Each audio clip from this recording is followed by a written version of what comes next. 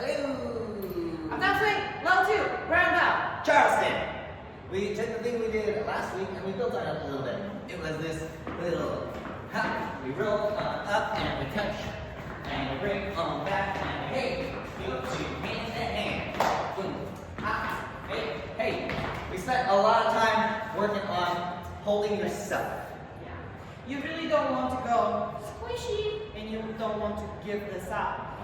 In all of these like rotational moves, especially followers, we really talked about how that consistency of movement, but also where you hold your arms is very important because that's how you kind of find each other after time. Yeah. You want to show a little turning exercise? Just a little bit yeah, so in the warm-up, we even did this. You can just practice this. Kickstep, and then back it up if you want to. And then try it again. So this is something you practice on. And just real quick to remind you from takeaways, a good transition into get to